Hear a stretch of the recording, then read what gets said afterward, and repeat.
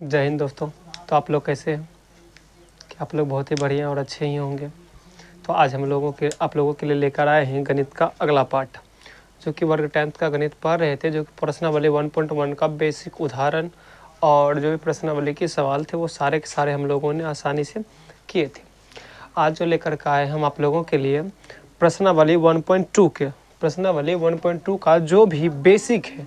Basic करने का मतलब वो है कि चैप्टर स्टार्ट करने से पहले जो जो चीज़ हमको चैप्टर में आवश्यकता पड़ेगी वो सारे के सारे चीज़ आप लोगों के लिए लेकर के आए। तो चलिए, तो लेकर के आए। तो देखिए पहला क्या है, तो हम लोग पढ़ने वाले हैं जो टॉपिक, जो हम लोग का सबसे इम्पोर्टेंट टॉपिक जो है, तो क्या प्रमेय 1.2। क्या प्रमेय 1.2 तो क्या कहता है, अंक गणित की आधारभूत प्रमेय। क्या है? अंक गणित की आधारभूत प्रमेय। क्या है? अंक गणित की आधारभूत प्रमेय है। क्या है? अंक गणित की आधारभूत प्रमेय। ठीक है, तो चलिए अंक गणित के आधारभूत प्रमेय क्या होता है उसको समझते हैं, एक बार और लिख लेते हैं। ठीक है, देखिए अंक गणित की आधारभूत प्रमेय क्या कहता है, कहता है प्रत्येक भाज्य संख्या को, ठीक है, क्या कहता है, प्रत्येक भाज्य संख्या को, प्रत्येक भाज्य संख्या को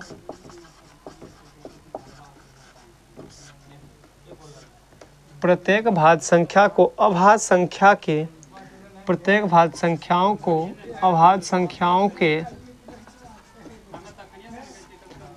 प्रत्येक भाज्य संख्या को क्या लिखे, प्रत्येक भाज्य संख्या को अभाज्य संख्याओं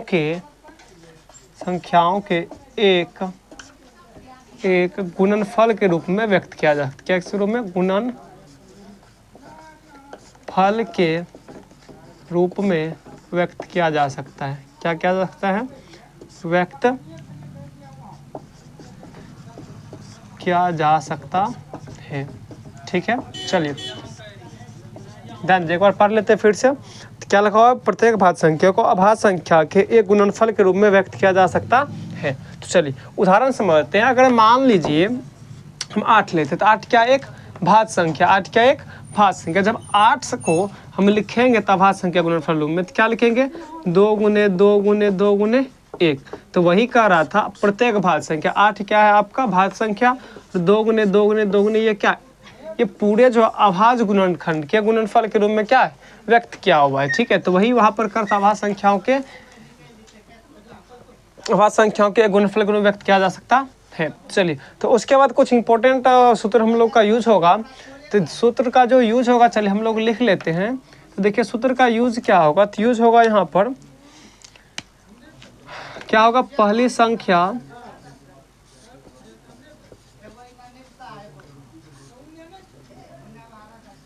दूसरी संख्या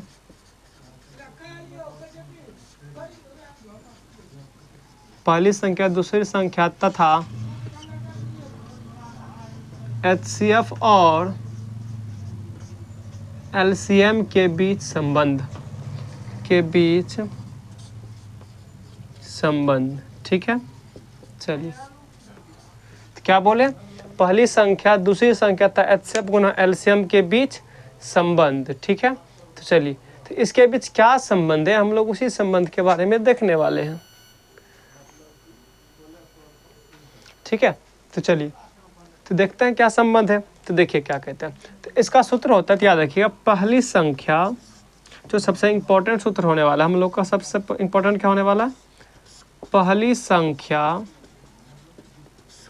गुना दूसरी संख्या बराबर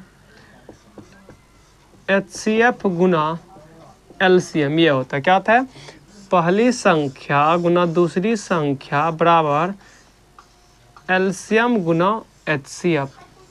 ठीक है, चलिए तो इसके रिलेशन क्या हुआ, पहली संख्या गुना दूसरी संख्या में देखिए संबंध क्या हुआ, तो पहली संख्या गुना दूसरी संख्या बराबर HCF गुना LCM। क्या होता है, HCF गुना LCM। ठीक है, तो चलिए अब इसमें दो चीज़ का यूज हुआ, पहली संख्या दूसरी संख्या HCF और LCM।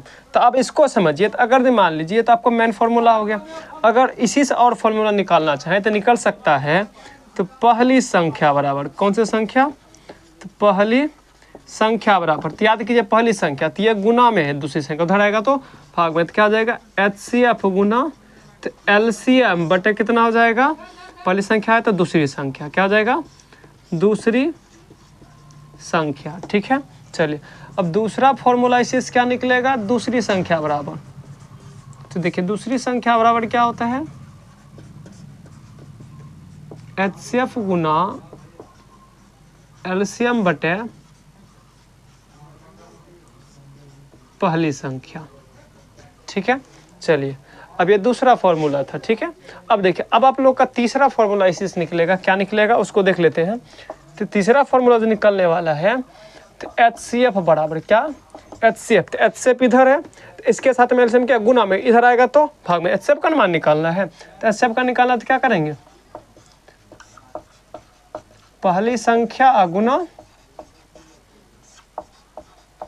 दूसरी संख्या, अब बटा क्या हो जाएगा, एलसीएम का एचसीएफ का मान के इधर आएगा तो एलसीएम किस में आ जाएगा, भाग में, उधर गुना में इधर आएगा तो भाग में। ठीक है, और चौथा क्या जाएगा, एलसीएम बराबर, ठीक है, एलसीएम बराबर होगा पहली संख्या गुना दूसरी संख्या, अब बटा क्या हो जाएगा, HCF.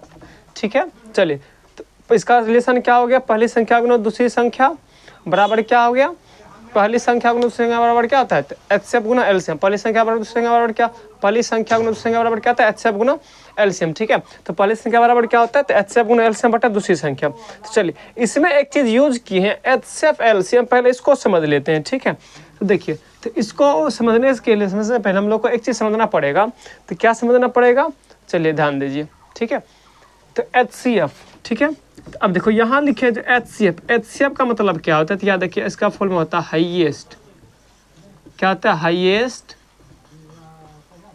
Common, HIGHEST, highest common factor, क्या लिखा हुआ, हाईएस्ट कॉमन फैक्टर, जिसको हम लोग शॉर्ट में लिखते हैं मॉसो, शॉर्ट में क्या लिखते हैं, मॉसो, तो जिसको पूरा नाम क्या होता है, महत्तम समापवर्तक, पूरा नाम क्या होता है, महत्तम समापवर्तक। ठीक है, तो देखिए दूसरा क्या होता है, ये तो पहला हो गया, अब दूसरा होता है एलसीएम,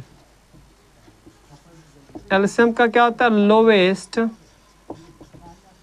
कॉमन मल्टीपल।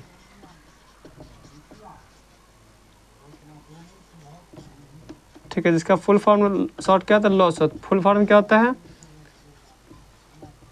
लघु उत्तम समापवर्तक, इसका फुल फॉर्म क्या होता है, लघुत्तम समापवर्तक। ठीक है, इसका फुल फॉर्म क्या होता है, लघु उत्तम समापवर्तक। ठीक है, चलिए तो ये आप लोगों के लिए क्या है, सबसे इम्पोर्टेंट टॉपिक। ठीक है, तो उम्मीद करते हैं कि इसको आप लोग क्या कीजिएगा, आसानी से घर में बैठ के एक दो बार रिवीजन कर लीजिएगा। ठीक है, चलिए तो यहाँ तक में किसी को दिक्कत नहीं हुआ। अब एक दो उदाहरण समझ लेते हैं कि पहली संख्या दूसरी संख्या से एलसीएम क्या होता है। तो अगर दी मान लीजिए उदाहरण के लिए लेते हैं, दो संख्या, एक 6 ले लीजिए, दूसरा क्या ले लीजिए, जिसको मान लीजिए 3 ले लेते हैं, एक क्या ले लिया 6 और 3। तो अब देखिए इसमें दो संख्या, तो अगर बोलेंगे 6 और 3 दे दिया, अब इसका मौसो भी दे देगा, मौसो मान लीजिए कितना है, 3 है। तो अब कहेंगे क्या निकालने के लिए, मौसो कहने का मतलब हुआ एचसीएफ। ठीक है, अब एलसीएम क्या का निकालने के लिए, तो इसको निकालने के लिए क्या करेंगे, तो देखिए कैसे निकालेंगे। तो सबसे पहले बात, पहली संख्या कितना है 6, दूसरी संख्या कितना 3, एचसीएफ इतना, तो आराम से सूत्र लगा देंगे। तो पहली संख्या गुना दूसरी संख्या बराबर क्या आता है, एचसीएफ गुना एलसीएम। तो पहली संख्या कितना है 6, दूसरी संख्या कितना है, दूसरी संख्या कितना है 3 बराबर एचसीएफ का मान कितना है, देखिए एचसीएफ का मान 3 गुने, अब बोलिए एलसीएम का मान कितना है, तो ये तो निकालना है हम लोग को, तो एलसीएम का एलसीएम ही हो जाएंगे ना। तो 6 गुना 3 बराबर क्या, एक 3 और गुना एलसीएम, एलसीएम के साथ में 3 क्या गुना में इधर आएगा तो भाग में, तो 3 3 खत्म हो गई, तो कितने बार में 6 बार बचा, तो 6 बचा, एलसीएम बराबर कितना आ गया 6। चलिए तो बिना देर के हुए हम लोग अब आगे बढ़ते हैं। तो अगला आप लोगों का उदाहरण है, तो चलिए अगला उदाहरण देख लेते हैं क्या है नहीं है। तो अगला उदाहरण आप लोग का उदाहरण नंबर हम लोग देखेंगे कितना, 5। ठीक है, 4 तक हम लोग पहले ही देख चुके थे, अब उदाहरण नंबर कितने देखने वाले हैं, 5। ठीक है, चलिए तो अब उदाहरण 5 में देखेंगे। तो 5 का सवाल क्या कर रहा है, संख्याओं, क्या लिखा है, संख्याओं, देखिए हम पढ़ लेते हैं सवाल क्या कर रहा है, संख्याओं 4 पावर n पर विचार कीजिए जहां n क्या प्राकृतिक संख्या, जांच कीजिए कि n कोई ऐसा धन है जिसके 4 पर शून्य पर समाप्त होगा। तो चलिए तो एक चीज़ हम लोग नोट में लिख लेते हैं। तो क्या नोट में लिखने वाले हैं, तो अब देखिए नोट में ये लिखना है कि आप लोगों को क्या देखिएगा, किसी भी संख्या को शून्य पर समाप्त होने के लिए, क्या बोले, किसी भी संख्या को शून्य पर समाप्त होने के लिए, तो लिख लेते हैं किसी भी संख्या को शून्य पर समाप्त होने के लिए क्या बोले, किसी भी संख्या को शून्य पर समाप्त होने के लिए, किसी भी संख्या को शून्य पर समाप्त होने के लिए उनके अभाज्य गुणनखंड के गुणनफल में, उनके अभाज्य गुणनखंड के गुणनफल में 2 और किसी भी संख्या को शून्य पर समाप्त होने के लिए उसके अभाज्य गुणनखंड गुणनफल में 2 और 5 का होना आवश्यक है, का होना आवश्यक है, क्या है, आवश्यक है। ठीक है, चलते एक बार फिर से पढ़ लेते हैं। तो क्या बोले, किसी भी संख्या को शून्य पर समाप्त होने के लिए उसके अभाज्य गुणनखंड के गुणनफल में क्या चाहिए, 2 और 5 का होना जरूरी है, तब जाकर के वह संख्या जो होगा शून्य पर समाप्त होगा। अगर शून्य 2 और 5 नहीं है तो समझ जाना है क्या, 2 वह शून्य पर समाप्त नहीं होएगा। ठीक है, चलिए किसी को दिक्कत बिल्कुल भी नहीं होना चाहिए। ठीक है, चलिए तो आगे बढ़ते हैं। अब इसका उदाहरण को समझ लेते कैसे होगा, ये भी तो समझना जरूरी है। तो शून्य पर समाप्त नहीं होगा। अगर मान लीजिए उदाहरण के लिए ले लेते हैं 6, तो अब बताइए 6 को जब गुणनखंड करेंगे तो कितने बार में आएगा, 3 बार में। तो 6 को क्या लिखेंगे, 2 गुना 3 गुना 1।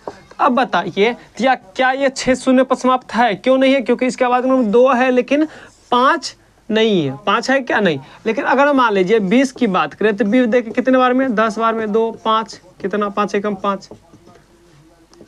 अब 20 को क्या लिखेंगे, 2 गुना 5 गुना 1।